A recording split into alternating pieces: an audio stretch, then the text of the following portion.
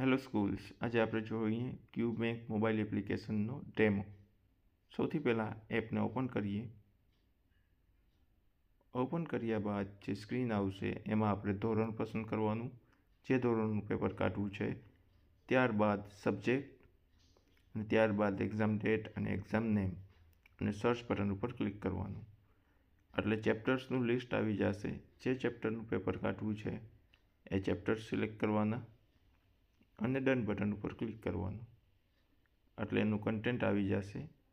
એમાંથી જે સિલેક્શન કરવું હોય, ફોર એક્ઝામ્પલ કે વિકલ્પ, તો એ આપણે કસ્ટમ ટેકનિકથી ક્વેશ્ચન્સને જોઈને સિલેક્ટ કરી શકીએ છીએ. સેમ વે અધર કોઈ ક્વેશ્ચન સિલેક્ટ કરવા હોય, ફોર એક્ઝામ્પલ 1-2 વાક્ય, તો આપણે એને બી સિલેક્ટ કરી શકીએ છીએ. એકવાર સિલેક્શન થઈ જાય એટલે બ્લુ કલરનું પેપર બટન છે એની ઉપર ક્લિક કરવાનું.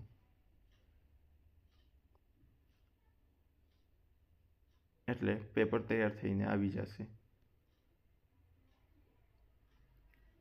ઉપર રાઈટ કોર્નરમાં પ્રિન્ટનું બટન છે, એને ડાયરેક્ટ ત્યાંથી પ્રિન્ટ બી કરી શકાય છે અને પીડીએફમાં સેવ બી કરી શકાય છે.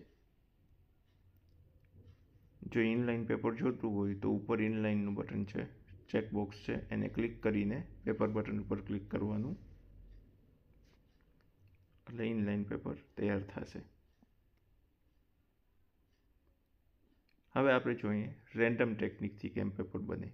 ઉપર જે 3 ડોટ છે એની ઉપર આપણે ક્લિક કરશું એટલે રેન્ડમનું બટન દેખાશે.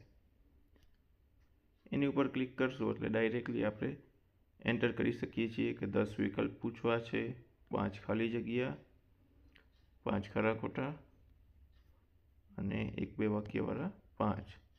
આ 25 માર્કનું સિલેક્શન કર્યું અને પેપર બટન ઉપર હું ક્લિક કરીશ. તમે જોઈ શકો છો 25 માર્કનું પેપર તૈયાર થઈને આવી ગયું છે.